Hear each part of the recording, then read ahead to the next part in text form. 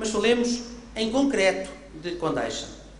Toda a nossa ação estará centrada nas pessoas, nos seus problemas e necessidades e em definir uma estratégia de desenvolvimento ambiciosa e realista que perspective e projete Condeixa no futuro, fazendo evoluir a economia local, gerar valor, emprego e prosperidade. E isso significa que o Conselho tem de desenvolver mecanismos para ser atrativo como local para viver, para criar e educar uma família, para trabalhar e iniciar negócios, para praticar desporto, para atividades de lazer e cultura e oferecer oportunidades que permitam criar a ideia de que Condeixa é um local vibrante, seguro e de confiança. Tudo isto exige planeamento, olhos e ouvidos bem abertos e espíritos atentos e um plano firme que seja capaz de tirar partido das potencialidades do Conselho, aproveitando os financiamentos disponíveis em termos nacionais e internacionais, aqueles que são muito competitivos, e os mecanismos que podem ser acionados para acelerar certos objetivos. O que propomos é, por isso, um trabalho de grande fogo. Por isso começamos cedo, que tem uma componente estratégica muito vincada.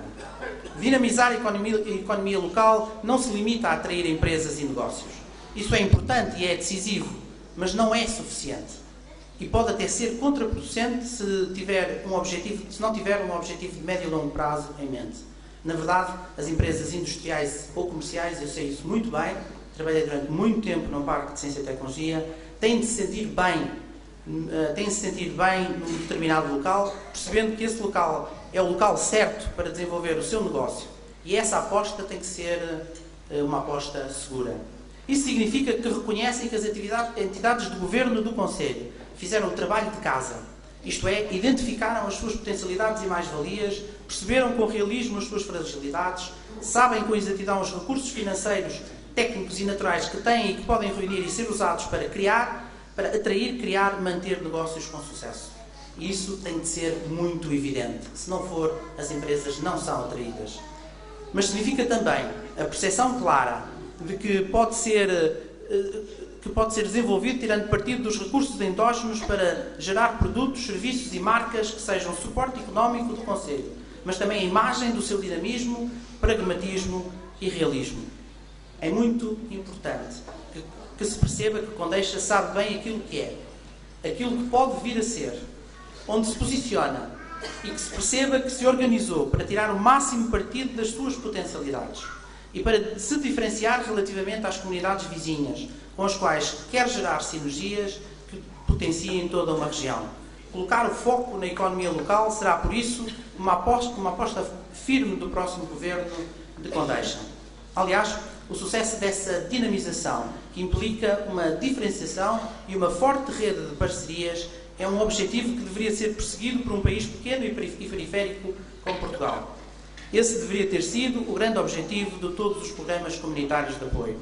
Os diferentes governos do passado recente deveriam ter percebido, e ainda é importante e estratégico que o façam, que Portugal é um país que precisa de contar com as comunidades locais, com as suas riquezas, com as suas gentes, cultura e costumes, com a sua história e património edificado, com a sua gastronomia e com a qualidade e beleza do seu território, para construir oportunidades de novos negócios, novas empresas, de novo e melhor emprego, e com isso, com a riqueza gerada. Só se cria emprego com riqueza gerada, de melhor qualidade de vida e de razões para a fixação de novos empreendedores, com novas ideias capazes de tirar partido de forma sustentável sempre do que lhes é oferecido.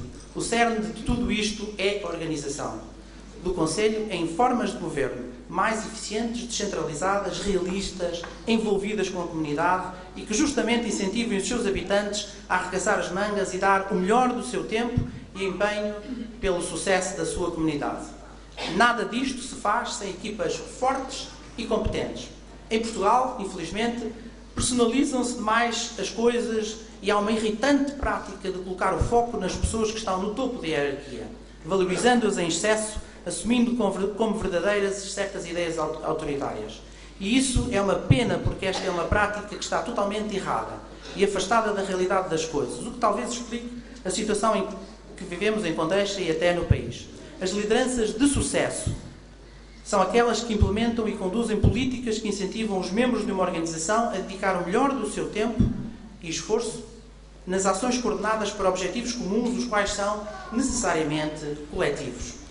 Quem for capaz de exercer este tipo de liderança, e eu proponho-me a fazê-lo, formando equipas, distribuindo funções e competências, delegando responsabilidades e exigindo dedicação e trabalho, será um líder efetivo, apesar de, em muitas situações, ser confundido com um líder fraco.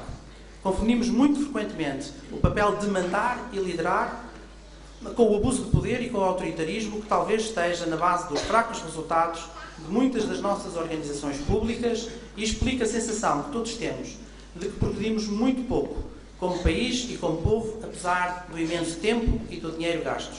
Na verdade, as lideranças medem-se pelos resultados a médio e longo prazo, pelas transformações que forem capazes de promover, pela sustentabilidade das suas iniciativas, pela preocupação que têm em estar a par dos problemas da sua organização e pelas ideias que defendem para o futuro. E isso só se consegue com equipas multidisciplinares, bem organizadas, que partilham um conjunto de objetivos comuns, aquilo que eu chamo um programa de ação. Mas o foco deve ser sempre colocado nas equipas e na sua orgânica, bem como na experiência do líder na criação e gestão e coordenação de equipas e nos resultados obtidos no passado. São equipas fortes, lideradas por pessoas conscientes do ato de mandar, que são capazes de olhar para o passado e aprender com ele, que percebem o presente e identificam os seus problemas, e são capazes de desenhar os caminhos do futuro, sabendo ao que conduzem e, portanto, estão conscientes das opções a tomar.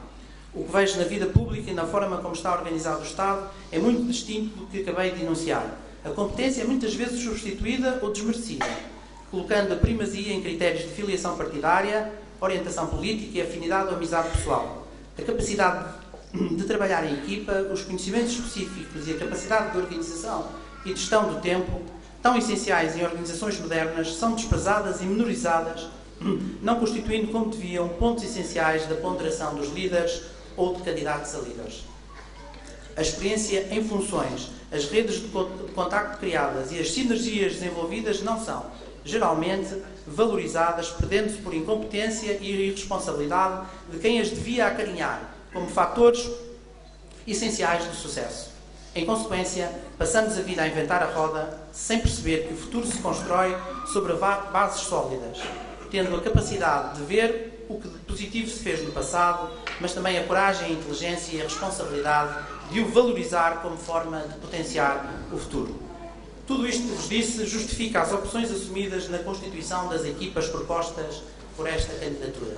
São multipartidárias, muito diferentes do que estão habituados. Naquilo que eu faço, procuro colocar o foco num conjunto de objetivos que seja entendido por todos como coletivo, na organização e valorização de equipas, na gestão descentralizada, com partilha de tarefas e de responsabilidades, na seriedade e na honestidade, e numa permanente e muito rigorosa avaliação de resultados. O tempo fará inexoravelmente a tarefa de remover a espuma dos dias.